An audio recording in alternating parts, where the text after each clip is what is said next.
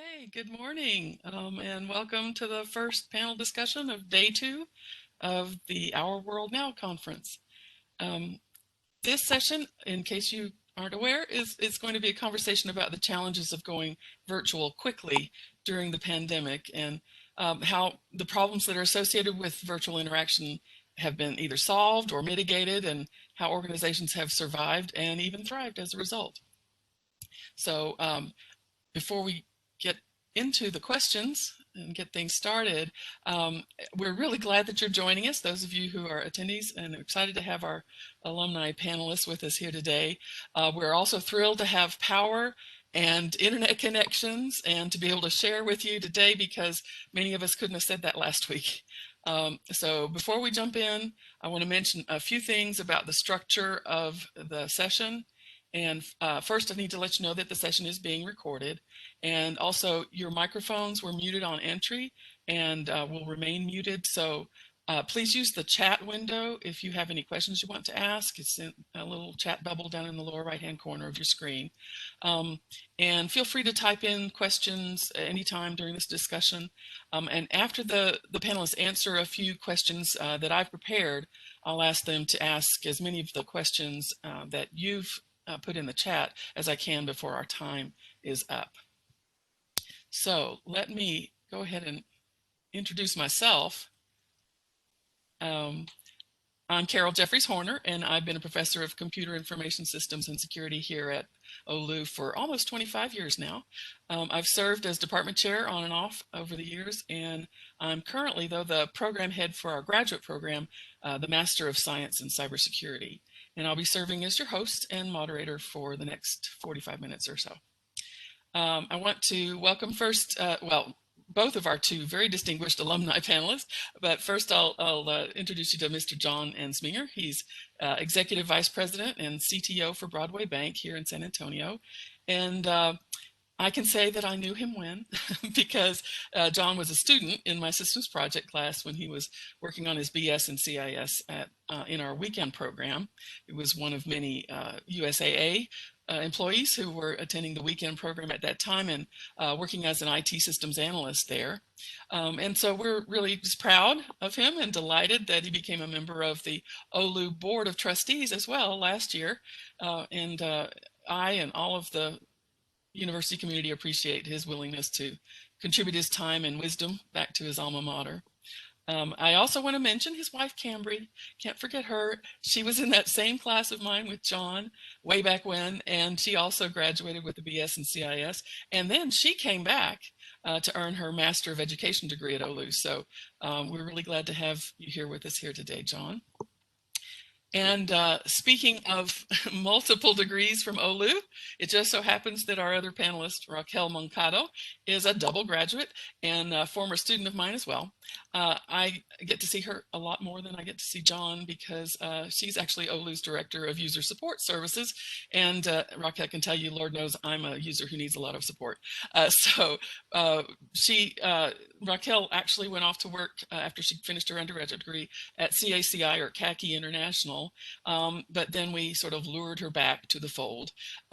And in fact, her time here as a student sort of bookended John's time, because she graduated with her BBA in CIS a few years before he did, and then came back after he graduated for her MBA in e-commerce. So we've got sort of a connection, sort of almost loose connection, or almost knew each other kind of situation with these two alumni. Like the Ensmingers, the Moncado family is also OLU Blue through and through. Her husband, Joe, got his BBA in accounting and his MBA in e-commerce management here at OLU. And I wouldn't be surprised if their 7-year-old Sarah is on track to be a future OLU Saint as well. So Raquel, thank you for spending a little more time in the virtual office here today with us. And I'm going to stop with that sort of a brief introduction, because our panelists can definitely do a better job of describing what they do than I can. So I'm going to ask them to do that as part of the first question this morning. Then I'll try to get out of the way and just monitor the chat content. So attendees, don't forget, you can put your questions and comments in the chat window. And okay, let's get started. John, you won the secret coin toss, so I'll ask you to kick things off. Could you first please describe the scope of your current position and then share with us two or three of your biggest challenges regarding virtual interactions since the pandemic began? Certainly. For those that maybe are not from San Antonio, so Broadway Bank, we're about a little over $4 billion in asset bank. We are predominantly a commercial bank, meaning anything from small businesses to, everybody will know this, like Whataburger banks with us. So, I mean, that spectrum of kind of companies that bank with us. I have responsibilities for transforming and aligning all the technology efforts with our bank's strategic objectives. I'm also responsible for driving our innovation in our digital banking channels, whether it's commercial banking, small business, consumer banking, private bank, wealth management. And then ultimately, the other thing is ensuring high availability of our operational environment. So everything from our network, server, application infrastructure, I have responsibilities for.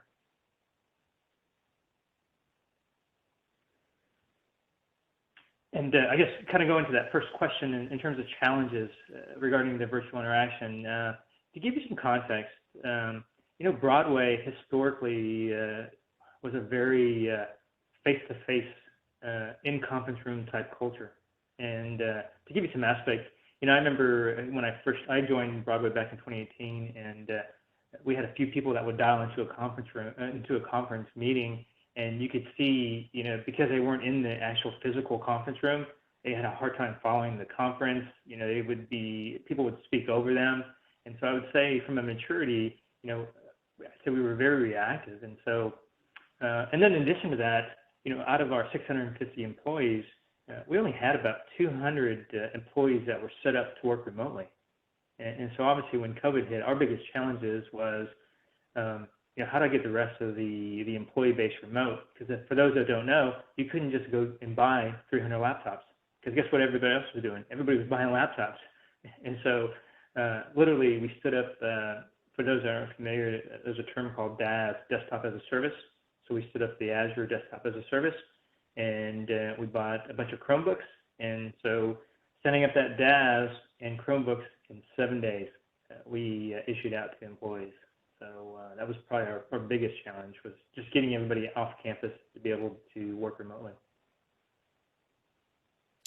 Yeah, that sounds like a serious challenge. Thank you, John. Raquel, could you also tell us a little bit about what you do in your current position here at OLU, and then share two or three of your biggest virtual interaction challenges over the past 11 months?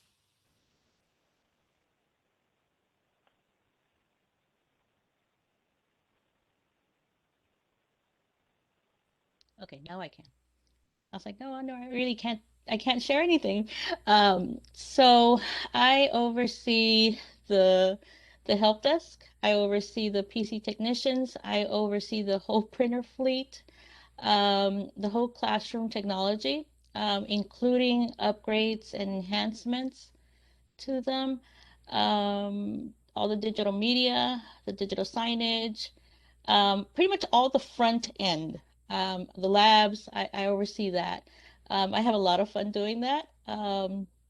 And where, I guess where we were at, we had a mixed environment. We had folks that had laptops, we had folks that had desktops.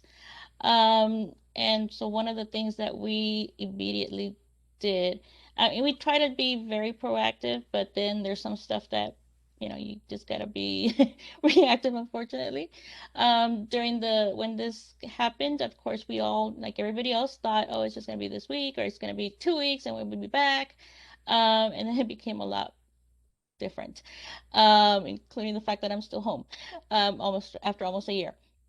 Um, we actually divided and conquered. I have two very good managers that work for me as well. So one of the things that I did is, at the time, the help desk manager had a family emergency, like right then and there at that same time. So he had to leave and go to Mississippi. And so he told me, just give me one day. I need to get to Mississippi. So I was like, okay, but take whatever time, right? So he did. And so by the next day, he was up and running in Mississippi. And then we actually had to move the whole help desk operations remote, and that included students. and we had to make sure that they could continue working. And one was to get permission to allow them to work from home, um, which we were able to, which was really, really good because, the students rely on this income as well. So they were able to do that. We had the phone systems where that was the other thing is like, okay, how we can do the help desk software, but can we actually do the phone system? And thanks to infrastructure, they were able to answer phones like if they were on campus. So it was only one day, everything was back up and like nothing for them, for the end user. For us, it was fun. Then the PC support manager, he was tasked with getting folks that didn't have computers a computer. Because yes, computers were short, but even then, so was getting the funding and um, getting the machines in. Even if they had them, it was going to take a while before we got. So what we started doing is we started going through the labs, and we took machines from certain labs, and we assigned those to individuals.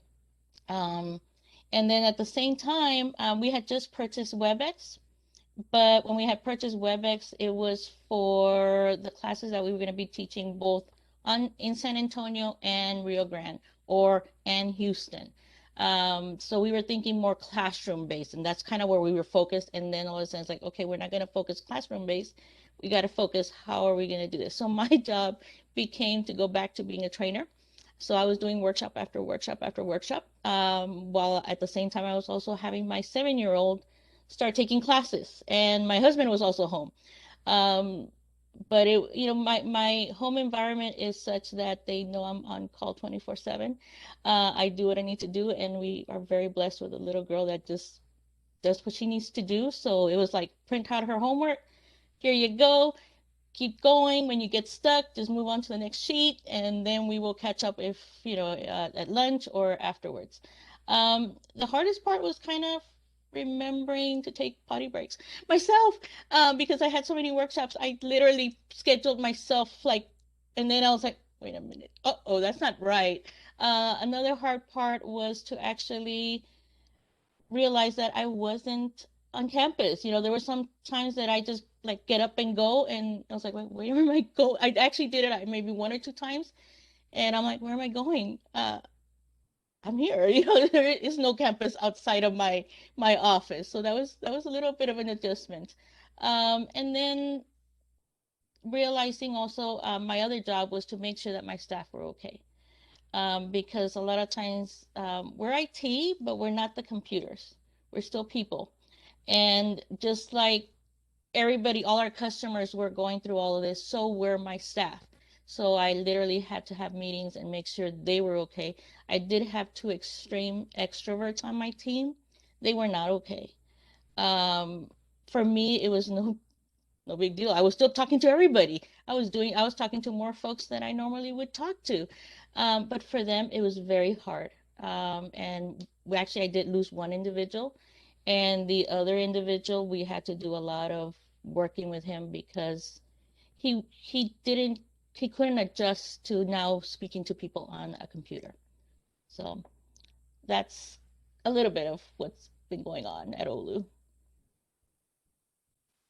Yeah, in both cases, it sort of sounds like it's that duck on the water thing that the job was to try to make things as smooth a transition as possible so that the external world doesn't know, but those little duck feet are paddling like crazy underneath, trying to keep things running and adjust to the new situation. Thank you, Raquel. And I'd like to go ahead. Let me just share again here. Um, and I'd let you be the first to answer this next question. Let me set the context first. We sort of got a peek at possibly both of your answers to this with your first answers. But the context is that most of us realize that there are a variety of different IT maturity or capability maturity type models that we talk about in the CIS or cybersecurity and business worlds. And for purposes of this discussion, though, let's just use a simple virtual interaction maturity model with 3 levels, from the least to the most mature. And I've labeled them reactive, which is sort of dodging those balls as they're thrown at us, and proactive, which is having some plans maybe and anticipating the various needs ahead of time. And then transformational, which would be sort of going beyond meeting needs to doing things like leveraging virtual interaction to take the organization in new directions, that sort of thing. So that's sort of the setup for what I'm asking you about here.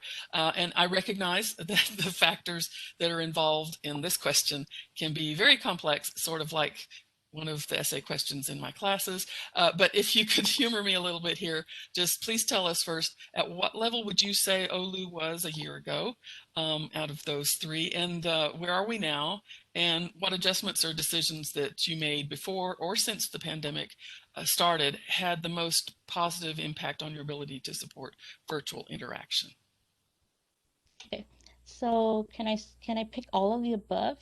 Um, Basically, we were it just kind of depends on who was driving. A year ago, we've been proactive, we've been reactive, we've been transformational, but I also want to add, I, it's there's been a lot of having to adapt and change plans. I'm very proactive. I like to think of, okay, there's this. I like to think of A, B, C, D plans.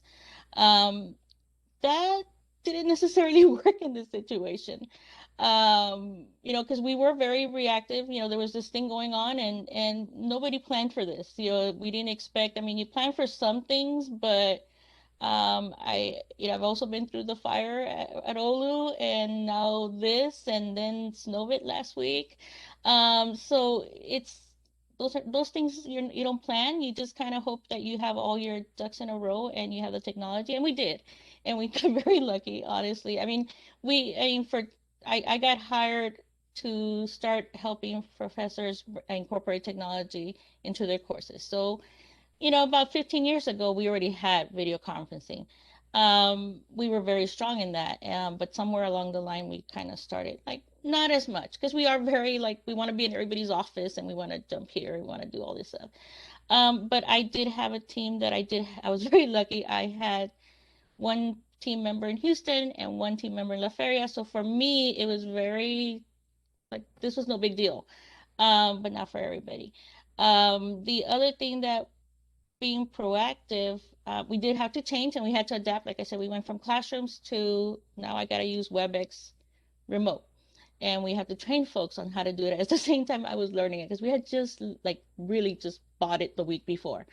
Um, so there was that. And then part of as we were trying to be proactive because there was this whole push of getting everybody home.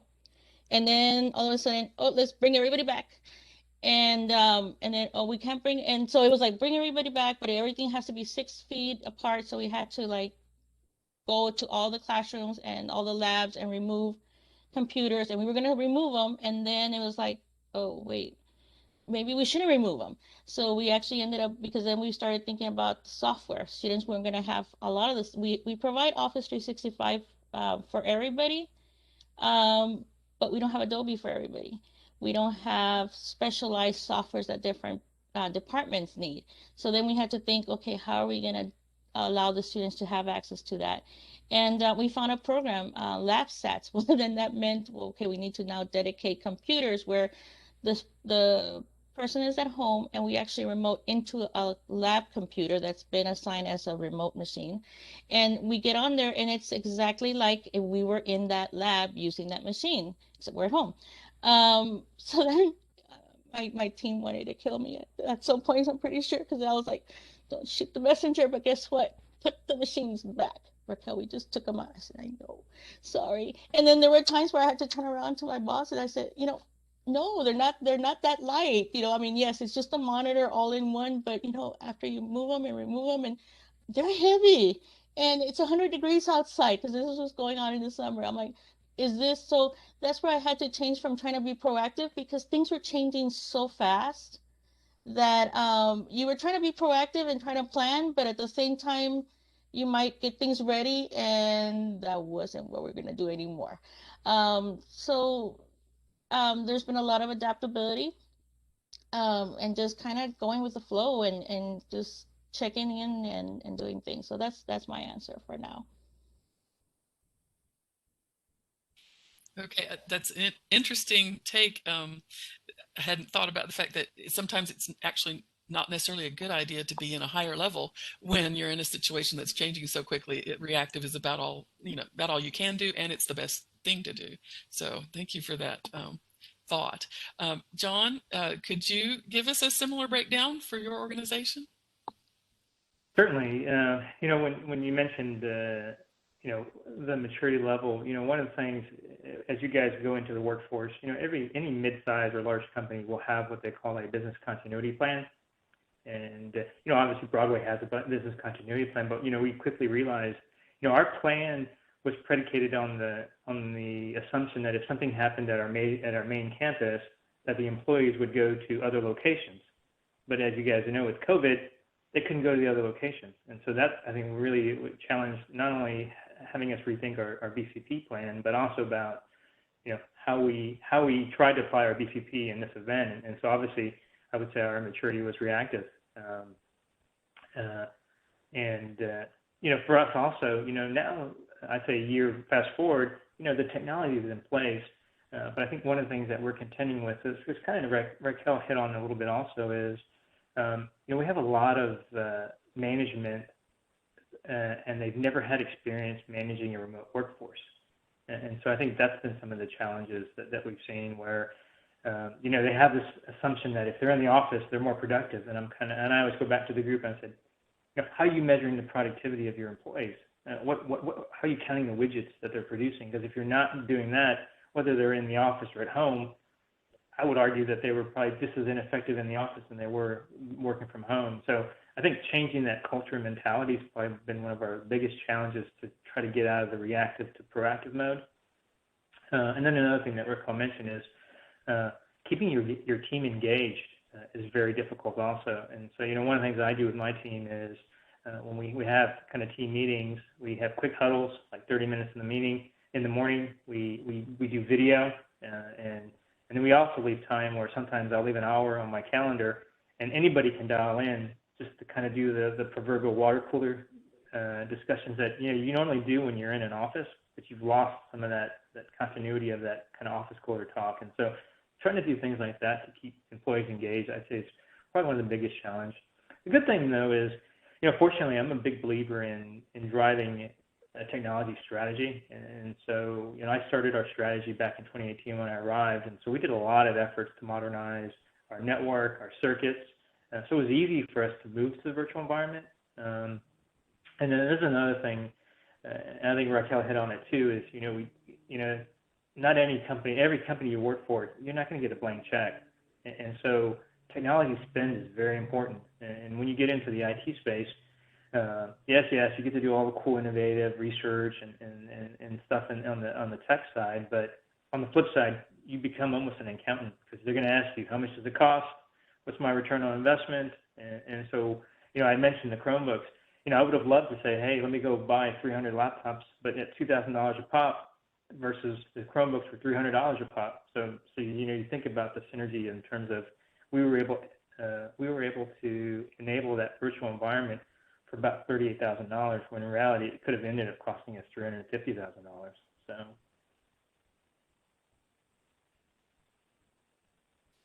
Yeah, so many different factors to think about and adjust to, and yeah, the bottom line though is the bottom line. So that's been something that, yeah, in a way, I think Our Lady of the Lake it's been a little bit of providence that we were already doing some things just before this happened. And I think, good planning, as you did at Broadway Bank, John, is a huge part of it.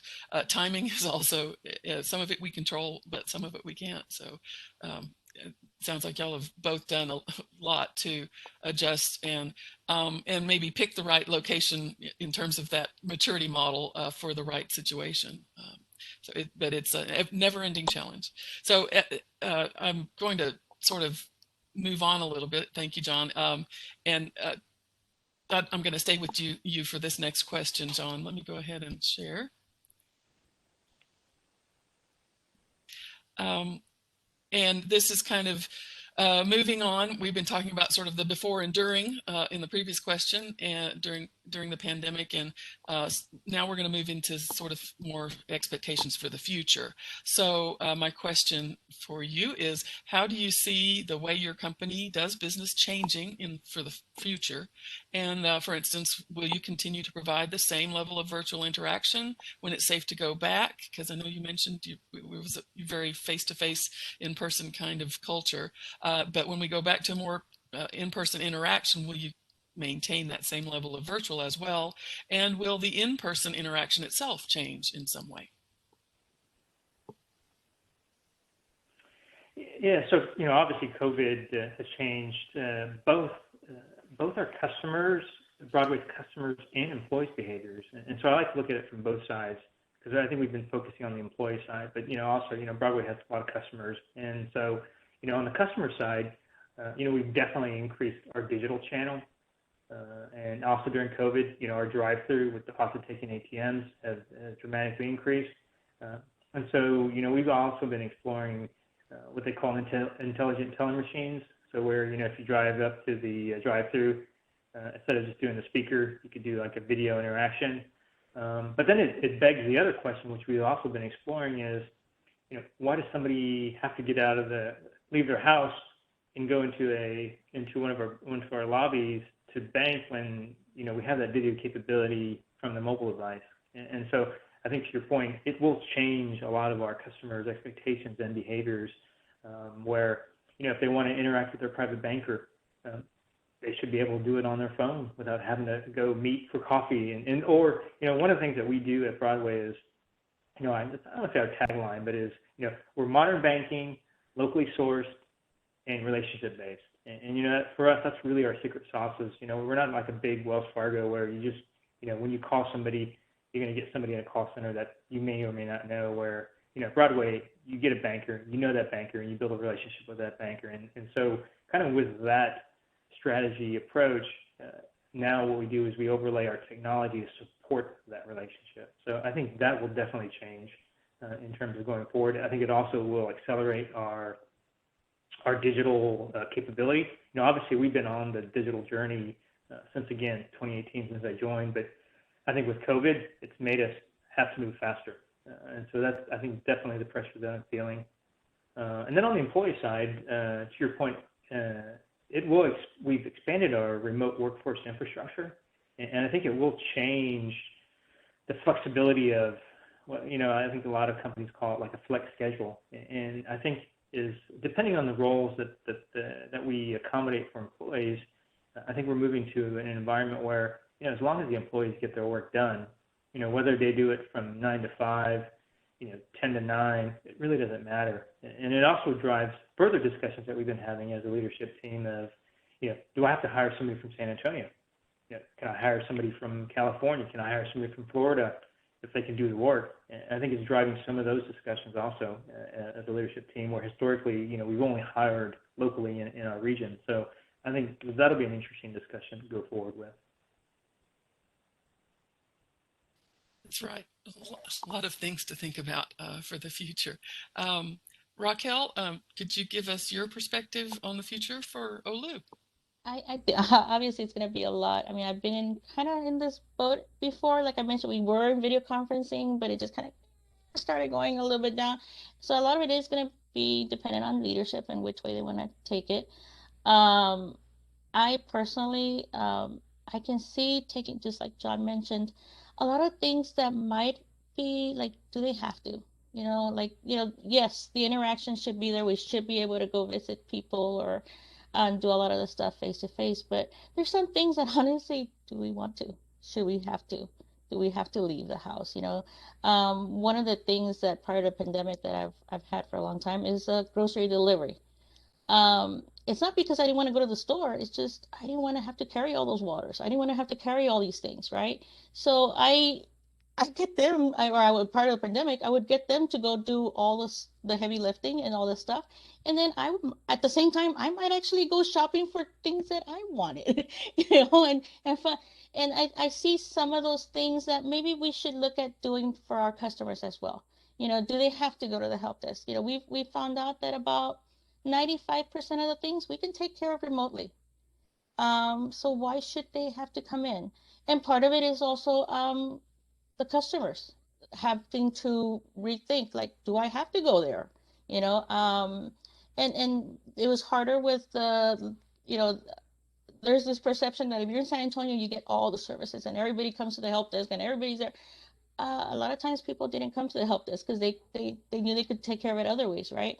But um, the other campuses have also realized, like, we have technicians in all the, the different campuses, but you never know who's gonna answer the phone. It could be my La Feria guy, it could be my Houston guy, and this is something that was happening before the pandemic. When I hired the technician from La Feria to become my manager for in San Antonio. Well, folks in San Antonio already knew him because they had already been talking to him. So I see things like that. One of the new things that we added, which honestly I love, and I hope that it doesn't go away. You have to check in at the help desk, and we actually have a QR code, and it's posted in different places on campus, so you don't even have to physically walk into the help desk.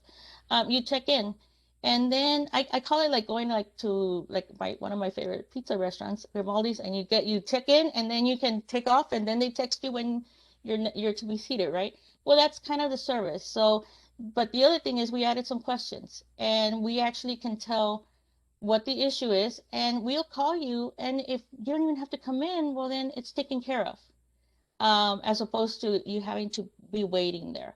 So I'm hoping some of those things that were not, that are, just kind of painful, that they can be taken care of, and then that'll leave all the interactions and everything to more fun stuff, more engaging stuff. Um, yeah, so that would be what my thoughts would be. There was some other thought, but it just kind of went away. But I'm hoping that we'll be able to do more meaningful stuff face to face and less of the chores and the duties and things like that. Okay, well, I know there's so much to think about. If you do think of what you were wanting to say, we Something can else, jump in but because we're going to move on to actually, I've gotten a question from one of our current students, and I think I've kind of reworked it a little bit. And so let me share the question I'm asking, but what he was asking was just beyond just moving online, the virtual interaction part. How is COVID-19 forcing businesses and universities to change? And will businesses and universities settings return to normal post-COVID, or will it emerge forever changed? That was the question. I think you both touched on some of that question with your answer to the last one, but so a little more to it is just, the post-pandemic lessons learned. It could be either at your organization or as an individual, but what do you think you'll carry forward post-pandemic? And Raquel, you can go first on this one. For me, the biggest thing has been, and it's something that I've always worked for, is just to be adaptable, to keep changing, including at home. There's not, it's to get out of that box. Our house is a box, and some people get very stuck with this is the formal living room, this is the dining room, this is the master bedroom. I'm actually in my master bedroom that got converted into a office, which is really funny. We actually converted it about a month before the pandemic hit, because it had the best internet. And plus our house is a split level, or like the master bedroom's on one end of the house, and then the kids' bedrooms are on the other house. Well, we weren't ready to separate completely from our 7-year-old. So we were already moving over to the other side so that we could split that. And it worked. It worked really well. We've changed our formal living room is a playroom slash dojo slash classroom slash you name it. And that's something that we had done before, and that's actually helped out. I hope others do the same, because as I'm working with several of my customers, um, they're like, well, I say, okay, so your internet's not great. Okay, can you connect straight to the modem? Well, no, that's in the bedroom. For some reason, I don't know why. A lot of times the modems end up in the bedroom, and well, can you? Well, no, that's our bedroom, and I'm like, it's about internet is very important. And then that's the other thing. I hope that our customers start seeing internet as not just it's okay. I really prefer gardening. I prefer this, so they don't spend the money there. You it's as important as electricity. And you don't realize how many devices you have that are accessing the internet now. And when you try to work, you find out really quickly. So that's kind of what it's just being adaptable. And then, when it comes to my personal life, is how I handle a crisis is how my daughter's seeing crises should be handled. So it's about being an example. Very much so. So, John, would you like to take a stab at this one as well? Certainly. So I'll start maybe with what things we'll carry forward and then kind of go into lessons learned. So, some of the things I'd say we carry forward post-pandemic is, and for those that will start entering the workforce, will, hopefully one day you'll be like, oh yeah, I remember that guy. He said that. And so, one of the things that we found is, when you have to, you can move fast. And I think, I had mentioned earlier, we deployed, about over 300 Chromebooks, stood up a DAS environment, and literally in 7 days. And I would have argued if it was no COVID related, that would have taken us 3 months to do that project. And so I think one of the things that we're learning is, especially in the banking industry, we know our foot traffic has been slowly declining. We know people's ability to use bill pay and then moving to person-to-person payments through Zelle or Venmo. So I think accelerating, we talk about that, you got to go digital first. And I think what we're finding is the reality of that pressure of getting things digital is actually very real, and you do have to move faster. And I think that's definitely one of the things that we're trying to take forward of, don't get caught up in the bureaucracy of, and you need good project management and you need good stewardship around your projects, but that doesn't mean you can't move fast at the same time. So some of the things we've been doing is kind of getting away from the traditional waterfall type projects where you define your requirements, you get your scope, you develop it, you test it, you deploy it, and so now we moved more into, I wouldn't say a full agile type Scrum environment, but now we're working off the premise of iterative delivery. So we take certain small components and we deliver incremental value, and we deliver them on a monthly basis. And I think, the more we get out there and the customers see the value of the new products, I think that is one of the things that will stay with us even post-COVID. Lessons learned. Obviously, being a bank, our product is the money that we store for our customers, right? And so all their information, their money, down to every cent, and the accuracy of it and the security of it is very, very important. And so I think, it had us also rethink some of our user access security, even specifically physical security that you take for granted. We push out all of our call center reps to work from home. But, things that you don't think about is, they're on the phone, they're speaking sensitive information, they're writing down sensitive information. Are they in their kitchen? Are they in their living room? Are there other people in that room? And so, things like that, historically you didn't have to worry about because people were in a secure environment within your campus that have kind of changed the environment. So we're kind of rethinking some of the security and how we want to do that going forward. It's probably one of the lessons learned that we've taken away from that. Every challenge is a lesson waiting to be learned. So yes, lots of them going on. But I also want to make sure that I get another question in from one of our current students. He's asking or saying that he believes integrating new individuals, whether they are employees, students, or customers, is a complex process. And are there any specific methods that your departments or organizations have put in place to bring new individuals on board during this pandemic? I assume is what he means. So would either of you like to make a comment there or have any thoughts on that particular question? I don't know, Raquel, if you want to go first, but one of the things you can go. This topic actually just came up in our leadership session earlier this week. Is obviously we've hired new employees over the past year, and I would argue that these new employees are somewhat at a disadvantage because it's one of those, they don't know the players, I don't want to say the game, but understanding how to navigate the environment, I think, has been difficult. And so obviously the one thing that we always try to do is when we have sessions with new employees, we obviously always try to get people on video get them to kind of see who these people are and getting them engaged.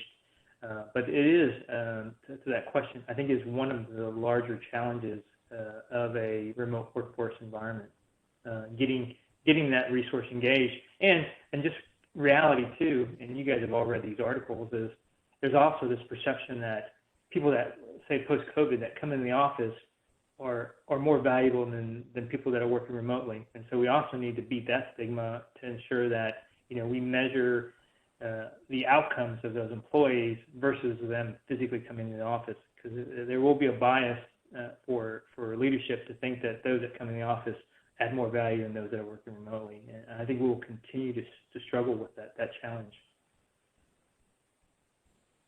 So for Raquel, us, did you?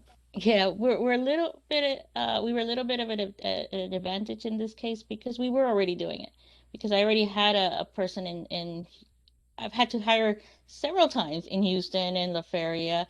So we were already doing interviews. Over, WebEx or Teams.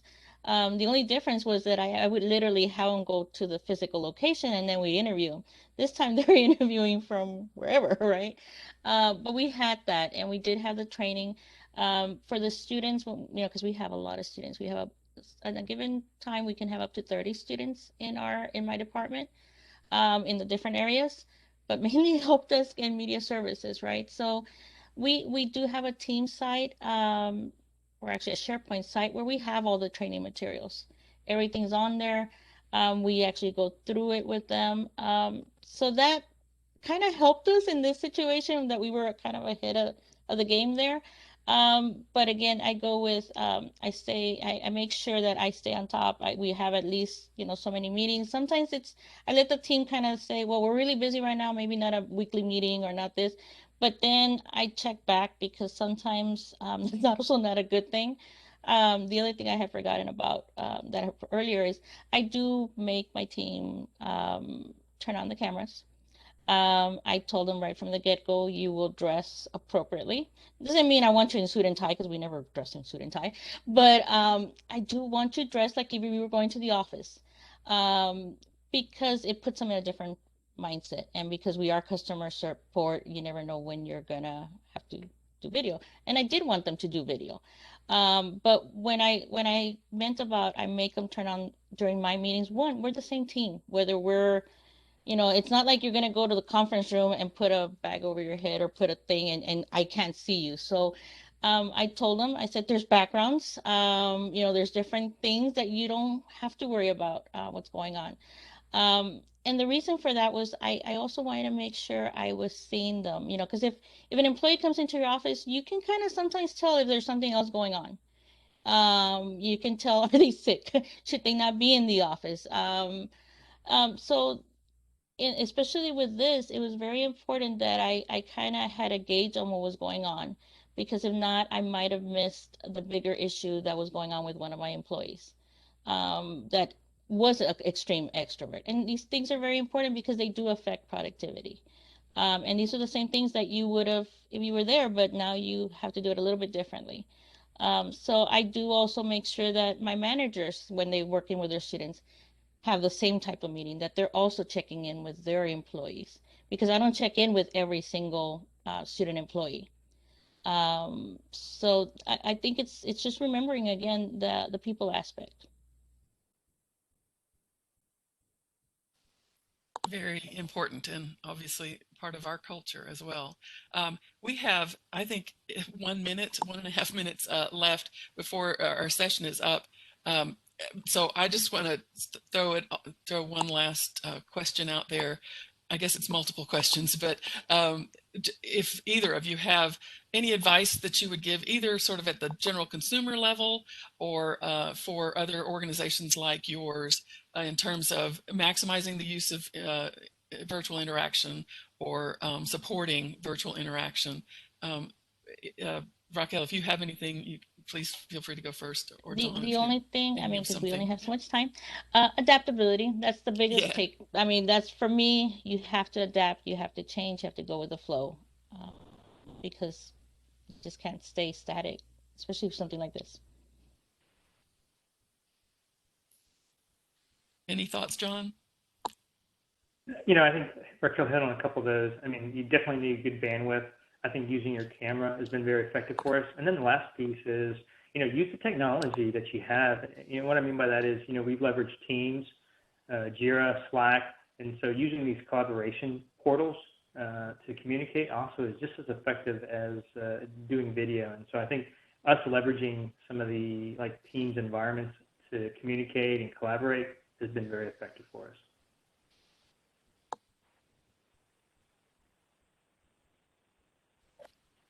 Well, thank you so much. I cannot believe it that the time has flown by this quickly, because it feels like we've just been talking for 5 minutes.